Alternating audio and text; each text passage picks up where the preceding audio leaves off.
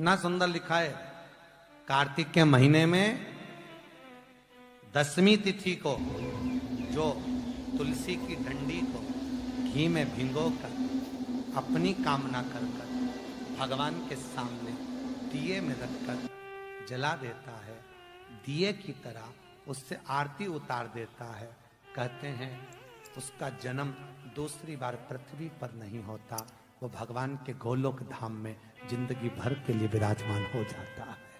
जिंदगी भर के दीप की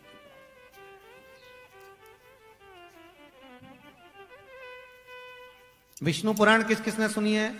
हाथ उठा। विष्णु पुराण का 5वां अंश कार्तिक खंड वर्णन करता है, या स्कंद पुराण का कार्तिक खंड को उठा लीजिए, वो वर्णन करता है 24 तरह के दिए होते हैं। कितने तरह के? 24 तरह के दीप होते हैं। उस दीप में सर्वाधिक श्रेष्ठ दीप होता है तुलसी दल का, तुलसी की डंडी से जो प्रकट किया जाए। बत्तियों का भी क्रम है, एक लंबी बत्ती होती है, एक गोल बत्ती होती है। होती कि नहीं होती? लंबी और गोल। ये वाला स्पीकर बंद है, बार बार बंद हो रहा है, बार बार चालू हो रहा है, उसको देखिए जरा। बत्ती एक गोल होती है, एक लंबी होती है। गोल बत्ती और लंबी बत्ती में अंतर होता है, बहुत जमीन आसमान का अंतर है, बहुत ध्यान देना इसका। गोल बत्ती किस किस देवी देवता पे लगती है और लंबी बत्ती किस किस देवी देवता पे लगती है, तो स्कंद पुराण और विष्णु पुराण दोनों कहती है जो लंबी बत्ती होती है वो पितरों की जगह पर, पूर्वजों की जगह पर,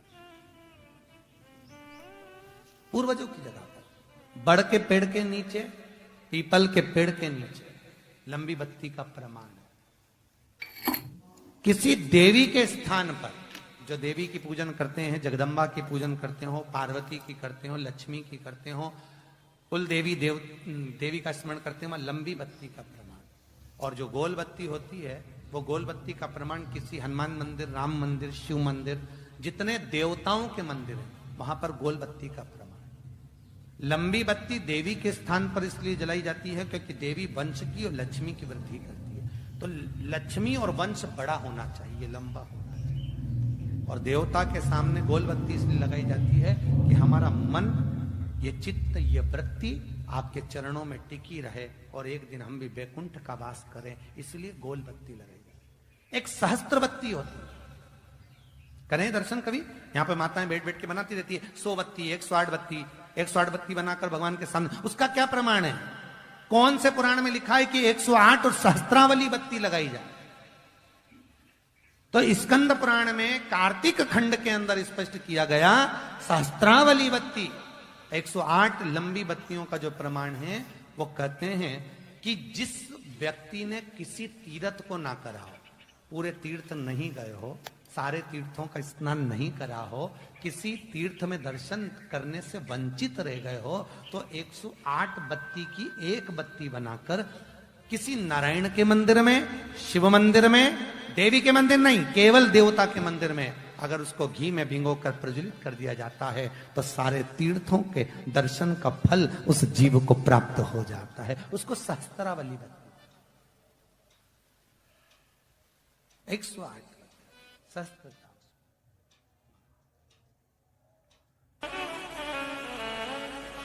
तुलसी के पौधे के नीचे जब हम दिया लगाते हैं, बहुत ध्यान से सुनना जीजियों, आप लोग लगाते आए, तुलसी के पौधे के नीचे जब हम दिया लगाते हैं तो तुलसी के पौधे में जितनी पत्तियां होती हैं, जितनी पत्तियां होती हैं, उतनी देवियां,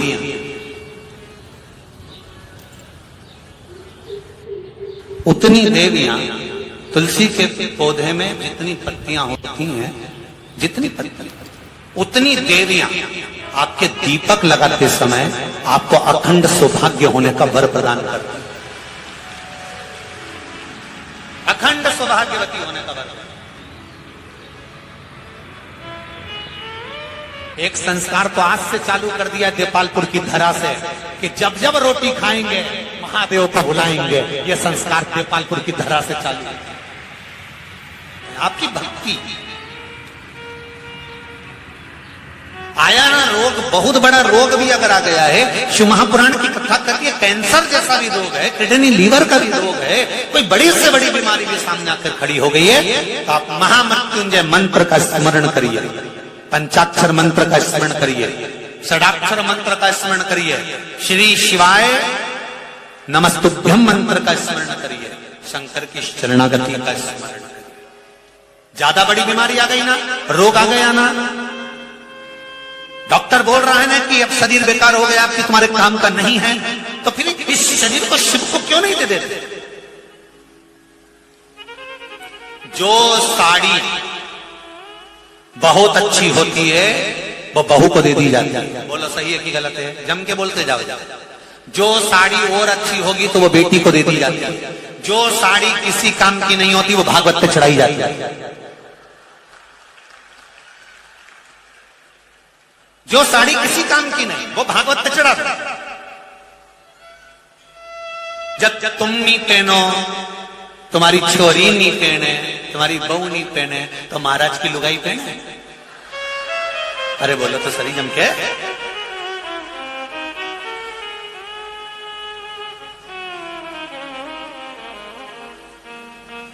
बस इसी कथा से हमको सीखना है। शरीर तुम्हें लगता है कि बहुत अच्छा है, तुमने परिवार वालों को दे दिया। ये शरीर बहुत अच्छा था, तुमने दे दिया। बेटों को, बहुओं को, परिवार को, कुटुंब को, कबीले को, नौकरी में, व्यापार में, व्यवसाय में इस शरीर को लगा दिया। अब डॉक्टर कह रहा है कि तुम्हारा बीपी गड़बड़ होने लगा, तुम्हारी शुगर गड़बड़ होने लगी, तुम्हारा डायलिसिस होने लगा, तुम्हारा शरीर में ये रोग आ गया, तुम्हारा थायराइड बढ़ गया, तुमको ये हो गया, तुमको वो हो गया। अब तुम्हें लग गया कि ये शरीर बेकार हो गया है, तो जैसे अच्छी साड़ी परिवार को देते हो, बेकार साड़ी भागवत पे चढ़ा देते हो, तो इस बेकार शरीर को भगवान को दो ना। श्री शिवाय नमस्तुभ्यम, शंकर का भजन करो, राम नाम कृष्ण नाम जपो, परिवार वालों से कह दो कि साड़ी गड़बड़ हो गई है इसलिए भागवत पे चढ़ा रहे।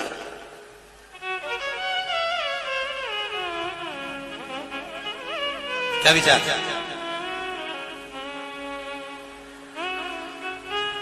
बेकार हो गया।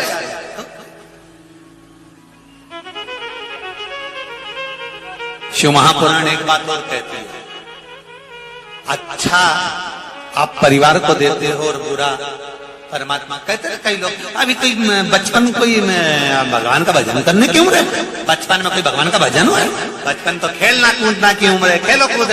जवानी भोग और विलास की उम्र है, अधेड़ी कमाने की उम्र है। अभी से कथा में लग जाएंगे तो कमाने कोई जाएगा, हमारा घर का सियोर वाला महाराज चलाएगा। लोग कहेंगे, फिर लोग क्या कहेंगे कि अभी बचपन है, अभी जवानी, बचपन खेल में खोया, जवानी नींद भर सोया और बुढ़ापा देख के रोया।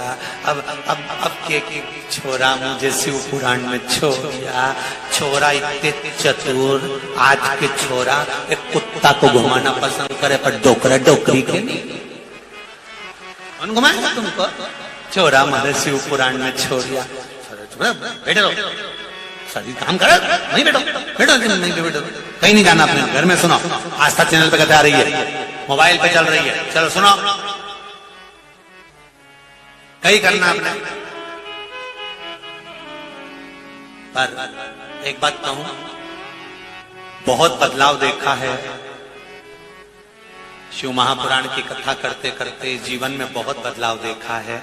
एक बदलाव मैंने और देखा है कि जो लड़के और लड़कियां, नवयुवक बेटे और बहुएं जो कहते थे अपने बुजुर्गों से कि नहीं हम नहीं चलेंगे, आज की स्थिति में वो बहू और बेटे ही आगे बढ़कर बुजुर्गों को